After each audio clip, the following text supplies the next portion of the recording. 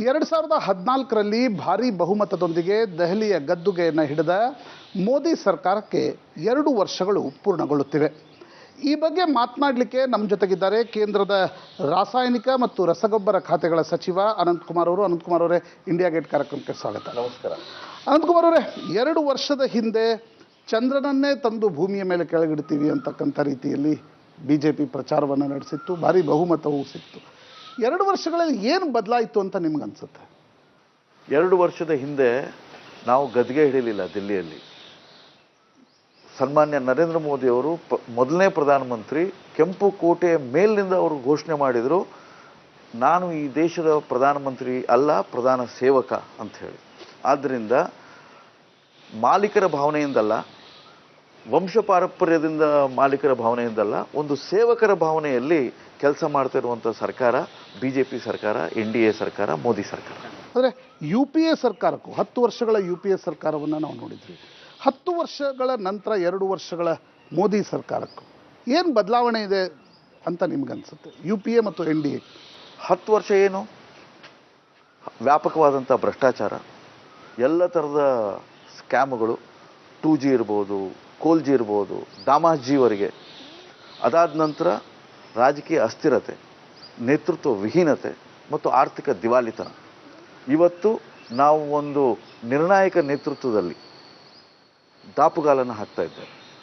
ಒಂದೇ ಒಂದು ಭ್ರಷ್ಟಾಚಾರದ ಸೋಂಕಿಲ್ಲದೆ ನಿಷ್ಕಳಂಕವಾದಂಥ ಸರ್ಕಾರವನ್ನು ಮೋದಿಯವರು ಕೊಟ್ಟಿದ್ದಾರೆ. ಅದ್ರ ಜೊತೆಯಲ್ಲಿ ಅವರು ಘೋಷಣೆ ಮಾಡಿರೋದೇನು? ನನ್ನ ಸರ್ಕಾರ ಬಡವರಿಗೆ ಸಮರ್ಪಿತವಾದಂಥ ಸರ್ಕಾರ, ನನ್ನ ಸರ್ಕಾರ ರೈತರಿಗೆ ಸಮರ್ಪಿತವಾಗಿರುವಂಥ ಸರ್ಕಾರ, ನನ್ನ ಸರ್ಕಾರ ಶೋಷಿತ, ಪೀಡಿತ, ವಂಚಿತರಿಗೆ ಸಮರ್ಪಿಸಿರುವಂಥ ಸರ್ಕಾರ. ಮತ್ತು ಆ ರೀತಿಯ ಕಾರ್ಯಕ್ರಮವನ್ನು ಮುಂದಿಟ್ಕೊಂಡು ನಾವು ಮುನ್ನಡೀತಾ ಇದ್ದೇವೆ. ಅಂದರೆ ವಿಪಕ್ಷಗಳು ಟೀಕಿಸ್ತಾ ಇವೆ ಅನಂತಕುಮಾರ್ ಅವರೇ, ನಿಮ್ಮ ಕಾರ್ಯಕ್ರಮಗಳು ಘೋಷಣೆಗಳಾಗಿ ಉಳಿತಾ ಇವೆ, ಗ್ರೌಂಡಲ್ಲಿ ಏನೂ ಬದಲಾವಣೆ ಆಗ್ತಾ ಇಲ್ಲ ಅಂತಕ್ಕಂಥದ್ದು. ಮೇಕ್ ಇನ್ ಇಂಡಿಯಾ ತೆಗೆದುಕೊಳ್ಳಿ, ಡಿಜಿಟಲ್ ಇಂಡಿಯಾ ತೆಗೆದುಕೊಳ್ಳಿ, ಸ್ಟಾರ್ಟಪ್ ಇಂಡಿಯಾ ತೆಗೆದುಕೊಳ್ಳಿ, ಗ್ರೌಂಡಲ್ಲಿ ಯಾವುದೇ ರೀತಿಯಾಗಿರ್ತಕ್ಕಂಥ ಹಿಂದಿನ ಸರ್ಕಾರದ ಅವಧಿಗೂ ಈಗೂ ಬದಲಾವಣೆಗಳನ್ನು ಕಾಣ್ತಾ ಇಲ್ಲ. ಘೋಷಣೆಗಳು ಚೆನ್ನಾಗಿ ಆಗ್ತಾ ಇವೆ, ಮೋದಿ ಅದನ್ನು ಚೆನ್ನಾಗಿ ಮಾರ್ಕೆಟಿಂಗ್ ಮಾಡ್ತಿದ್ದಾರೆ, ಆದರೆ ತಳಮಟ್ಟಕ್ಕೆ ಇವು ಮುಟ್ತಾ ಇಲ್ಲ ಅಂತಕ್ಕಂಥ. ಗ್ರೌಂಡು ಅಂದರೆ ಯಾವ ಗ್ರೌಂಡು? ಚಾನೆಲ್ಗಳ ಪರದೆ ಗ್ರೌಂಡಾ ಅಥವಾ ನಿಜವಾದಂಥ ದೇಶದ ಗ್ರೌಂಡಾ?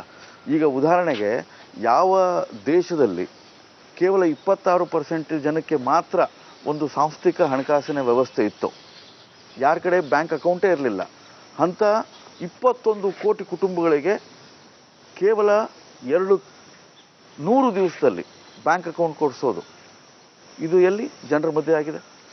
ಅದರ ಜೊತೆಯಲ್ಲಿ ಈಗ ನಮ್ಮದೇ ಖಾತೆ ತೆಗೆದುಕೊಂಡ್ರೆ ಕಳೆದ 68 ವರ್ಷದಲ್ಲಿ ಪ್ರತಿನಿತ್ಯ, ಅದು ಮುಂಗಾರಿರ್ಬೋದು, ಹಿಂಗಾರಿರ್ಬೋದು, ರೈತರು ರಸ್ತೆ ಮೇಲೆ ಇಳಿದು ನಮಗೆ ರಸಗೊಬ್ಬರ ಕೊಡಿಸಿ, ಅದಕ್ಕೋಸ್ಕರ ದೊಡ್ಡ ದೊಡ್ಡ ಸರ್ತಿ ಪಾಳೆಗಳು, ಪೊಲೀಸ್ ಸ್ಟೇಷನ್ನಿಂದ ವಿತರಣೆ, ಲಾಠಿ ಚಾರ್ಜು, ಗೋಲಿಬಾರು. ಒಂದು ಘಟನೆ ಹೇಳಿ. ಇವತ್ತು ಸಮೃದ್ಧವಾದಂಥ ರೀತಿಯೊಳಗೆ ಯಾವುದೇ ರೀತಿಯ ಕಾಳಸಂತೆ ಇಲ್ಲದೆ, ಯಾವುದೇ ರೀತಿಯ ಡೈವರ್ಷನ್ ಇಲ್ಲದೆ, ನೇರವಾಗಿ ಯಾವುದೇ ಕೈಗಾರಿಕೆಗಳಿಗೆ, ಕೆಮಿಕಲ್ ಕೈಗಾರಿಕೆಗಳಿಗೆ ಇವತ್ತು ಯೂರಿಯಾ ಹೋಗ್ತಾ ಇಲ್ಲ, ನೇರವಾಗಿ ರೈತರಿಗೆ ತಲುಪ್ತಾ ಇದೆ. ಇನ್ನು ಮುದ್ರಾ ಯೋಜನೆ, 3 ಕೋಟಿಗಿಂತ ಜಾಸ್ತಿ ಜನ ಯುವಕರಿಗೆ, ಯುವತಿಯರಿಗೆ ಅವರ ಹೊಸ ಉದ್ಯೋಗಗಳನ್ನು ಸೃಷ್ಟಿ ಮಾಡಲಿಕ್ಕೆ ಅವರ ಕಂಗಳಲ್ಲಿ ಕನಸಿದ್ದಂಥ ಸಂದರ್ಭದಲ್ಲಿ ಅವರಿಗೆ ಒಂದು ಅವಕಾಶ. 1 ಲಕ್ಷ ಕೋಟಿಗಿಂತ ಹೆಚ್ಚು ಸಾಲ ಸೌಲಭ್ಯ. ಯಾರು ಅದಕ್ಕೆ ಗ್ಯಾರಂಟಿಯರು? ಪ್ರಧಾನಿ ನರೇಂದ್ರ ಮೋದಿ, ಭಾರತ ಸರ್ಕಾರ, ಅವರೇ ಗ್ಯಾರಂಟಿಯಾಗಿ ಕೊಟ್ಟಿರುವಂಥ ಹಣಕಾಸಿನ ವ್ಯವಸ್ಥೆ. ಮೋದಿ ಸರ್ಕಾರದ ವಿದೇಶ ನೀತಿಯ ಬಗ್ಗೆ ತೆಗೆದುಕೊಂಡ್ರೆ, ಮೋದಿಯವರ ಲಾರ್ಜರ್ ದೆನ್ ಲೈಫ್ ಇದೆ. ಹೋದಲ್ಲೆಲ್ಲ ಇಂಡಿಯನ್ ಡಯಾಸ್ಪೋರಾ ಜೊತೆ ಮಾತನಾಡ್ತಾರೆ, ಆದರೆ ಬೈಲ್ಯಾಟ್ರಲ್ ಸಂಬಂಧಗಳಲ್ಲಿ ಯಾವುದೇ ಈಗ ಪಾಕಿಸ್ತಾನ ಜೊತೆಗೆ ಸಂಬಂಧ, ನೇಪಾಳ, ಭಾರತ ಮತ್ತು ನೇಪಾಳದ ಸಂಬಂಧಗಳು ಸಾಕಷ್ಟು ಹದಗೆಟ್ಟಿವೆ. ಶ್ರೀಲಂಕಾದ ಜೊತೆಗಿನ ಅಲ್ಲೆಲ್ಲ ಚೈನಾದ ಪ್ರಭಾವ ಜಾಸ್ತಿ ಆಗ್ತಿದೆ. ಭಾರತ ಕೇವಲ ನಮ್ಮ ಪ್ರಧಾನಮಂತ್ರಿಗಳಲ್ಲಿ ಹೋಗ್ತಾರೆ, ಭಾಷಣ ಮಾಡ್ತಾರೆ, ವಾಪಸ್ ಬರ್ತಾರೆ ಅನ್ನುವ ರೀತಿಯಲ್ಲಿ. ಏನಾಗಿತ್ತು ನೆಹರು ಕಾಲದಲ್ಲಿ? ಪಂಚಶೀಲ ಅನ್ನುವಂಥ ವಿಚಾರದ ಅಡಿಯೊಳಗೆ ಪಾಕಿಸ್ತಾನ ಸ್ವಾತಂತ್ರ್ಯ ಬಂದ ತಕ್ಷಣ ನಿಮ್ಮ ಮೇಲೆ ದಾಳಿ ಮಾಡಿತು. ಅದಾದ ನಂತರ ಮತ್ತೊಂದು ಸತಿ ಚೈನಾ ದೇಶ ನಿಮ್ಮ ಮೇಲೆ ದಾಳಿ ಮಾಡಿತು. ಹಿಂದಿ ಚೀನಿ ಬಾಯಿ ಬಾಯಿ ಅಂತ ಅನ್ನುವಂಥ ಒಂದು ಮಂತ್ರ ಕೊಟ್ಟಿದ್ದೀರಲ್ಲ ನೀವು. ಅದಾದ ನಂತರ ಏನಾಯಿತು? ಲಾಲ್ ಬಹದ್ದೂರ್ ಶಾಸ್ತ್ರಿಗಳ ಕಾಲದಲ್ಲಿ, ಅದಾದ ನಂತರ ಶ್ರೀಮತಿ ಇಂದಿರಾ ಗಾಂಧಿಯವರ ಕಾಲದಲ್ಲಿ ಏನಾಯಿತು?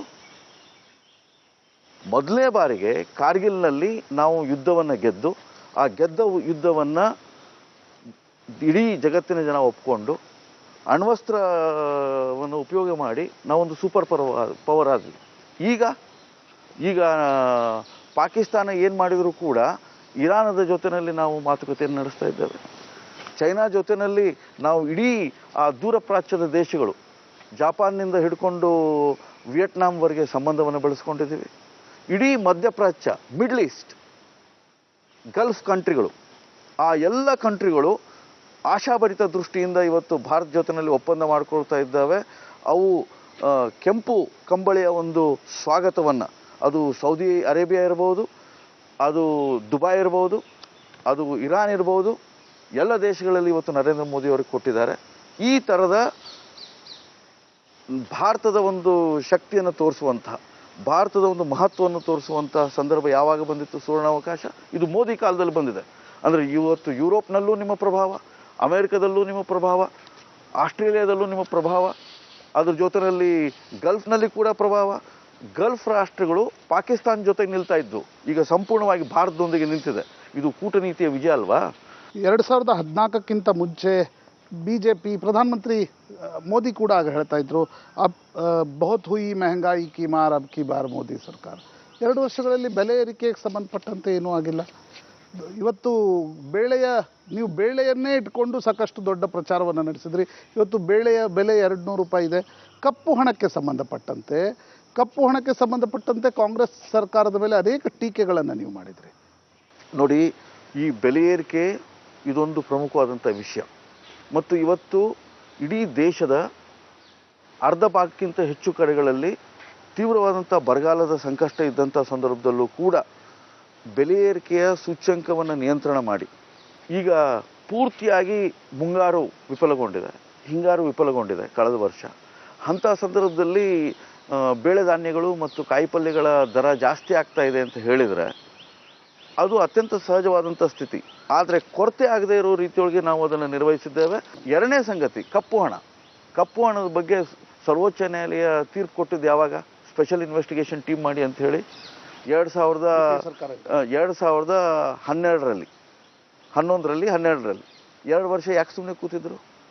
ಯಾರನ್ನ ರಕ್ಷಿಸಲಿಕ್ಕೆ ಪ್ರಯತ್ನ ಮಾಡ್ತಾ ಇದ್ರು? ಯಾವ ಕುಟುಂಬದವರನ್ನ ರಕ್ಷಿಸಲಿಕ್ಕೆ ಪ್ರಯತ್ನ ಮಾಡ್ತಾ ಇದ್ರು? ಕಾಂಗ್ರೆಸ್ಸಿನ ನಾಯಕರು ಶ್ರೀಮತಿ ಸೋನಿಯಾ ಗಾಂಧಿ ಅವರು ಮತ್ತು ಮನಮೋಹನ್ ಸಿಂಗ್ ಅವರು ಮತ್ತು ಚಿದಂಬರಂ ಅವರು.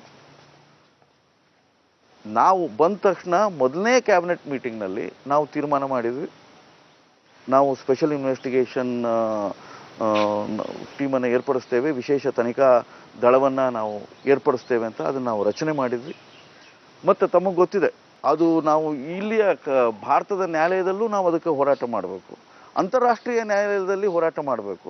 ಮತ್ತು ಈ ಕಪ್ಪು ಹಣವನ್ನು ಯಾರೂ ಈ ರೀತಿ ಭಾವಿಸಬಾರ್ದು. ಏನು ಪೆಟ್ಟಿಗೆಗಳಲ್ಲಿ, ಹಡಗುಗಳಲ್ಲಿ ಮತ್ತು ವಿಮಾನದಲ್ಲಿ ಆಯಾ ದೇಶದವರು ಕೊಟ್ಬಿಟ್ಟು ಆ ಬ್ಯಾಂಕ್ನಿಂದ ತೆಗೆದುಬಿಟ್ಟು ತೊಗೊಂಡು ಹೋಗ್ರಪ್ಪ ನೀವೇ ಹೇಳಿದ್ರಿ ನಿಮ್ಮ ಅಕೌಂಟಿಗೆ 15 ಲಕ್ಷ ರೂಪಾಯಿ ಬರ್ತೀವಿ. ನೋಡಿ, ಪ್ರಧಾನಮಂತ್ರಿ ನರೇಂದ್ರ ಮೋದಿ ಅವರು ಏನು ಹೇಳಿದ್ರು ಅಂತಂದರೆ, ಯಾವ ಪ್ರಮಾಣದ ಕಪ್ಪು ಹಣ ಹೊರಗಿದೆ ಅಂತಂದರೆ ಅದು ಪ್ರತಿ ಭಾರತೀಯರಿಗೆ ಇಷ್ಟು ಪ್ರಮಾಣದಲ್ಲಿ ಅದು ದೊರಕಬಹುದು. ಪ್ರತಿ ಭಾರತೀಯರಿಗೆ ಅಂತಂದರೆ ಅವರ ವಿಕಾಸಕ್ಕೆ, ಅವರ ಅಭಿವೃದ್ಧಿಗೆ, ಅವರ ಕಲ್ಯಾಣಕ್ಕೆ, ಅವರ ಆರ್ಥಿಕ ಸುರಕ್ಷತೆಗೆ, ಸಾಮಾಜಿಕ ಸುರಕ್ಷತೆಗೆ ಅದನ್ನು ತಿರುಚಿಬಿಟ್ಟು, ಈಗ ಉದಾಹರಣೆ ಏನು ಅಂತಂದರೆ, ಕಳೆದ ಕಾಂಗ್ರೆಸ್ಸಿನ 10 ವರ್ಷದಲ್ಲಿ ಕಪ್ಪು ಹಣದ ಬಗ್ಗೆ ಕಿರು ಬೆರಳುಗಳನ್ನು ಕೂಡ ಎತ್ತಲಿಲ್ಲ. ಅವರು ಸುಪ್ರೀಂ ಕೋರ್ಟ್ ನಿರ್ದೇಶನ ಕೊಟ್ಟರು ಎತ್ತಲಿಲ್ಲ. ಈಗ ಪ್ರಧಾನಮಂತ್ರಿ ಅವರ ಒಂದು ಹೇಳಿಕೆಯನ್ನು ತಿರುಚೋದಕ್ಕೆ ಮಾತ್ರ ಅವರು ರಾಜಕಾರಣವನ್ನು ಮಾಡ್ತಾ ಇದ್ದಾರೆ.